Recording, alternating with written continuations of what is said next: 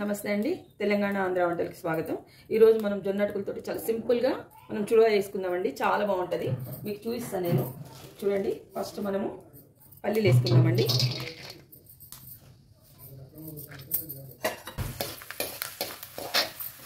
ఇప్పుడు కోసి పెట్టుకున్న ఎండి కొబ్బరి అండి ఇది. చూసిందా? కొబ్బరి వేసుకుందామండి. బాగుంటుందండి కొబ్బరి వేసుకుంటే. ఎంత వేసుకుంటే అంత బాగుంటుంది. అన్నం కోసుకోవాలండి. ఇది చూడండి, వేగాలండి కొంచెం. ఇది చూడండి, ఏగినాయి చూడండి మంచిగా. ఇగో కొబ్బరి ఏగింది చూడండి. వేగాలండి బాగా. ఏగితే బాగుంటుంది, లేకుంటే పచ్చి పచ్చి ఉంటుంది. చూడండి, ఇప్పుడు కళ్ళెమాకు వేసిన చూడండి. పుట్నాలు, కొన్ని పుట్నాలు వేసుకుందామండి. చూడండి పుట్నాలు.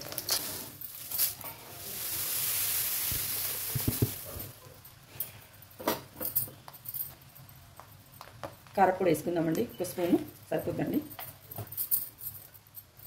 పసుపు వేసుకుందామండి. ఉప్పు వేసుకుందామండి.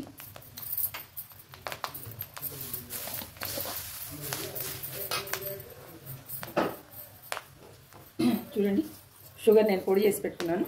షుగర్ వేసుకుందామండి. ఒక స్పూన్ అంతా సరిపోతుందండి.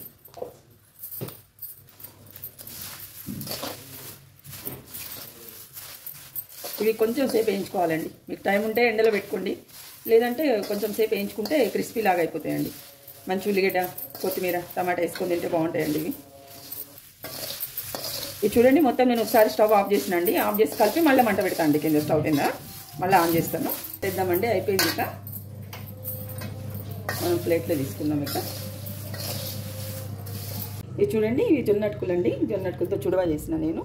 చూడండి, పల్లీలు వేసినాను నేను. కొబ్బరి ఇట్లా మంచిగా వేగాలండి. ఇది పుట్నాలు వేసినాను.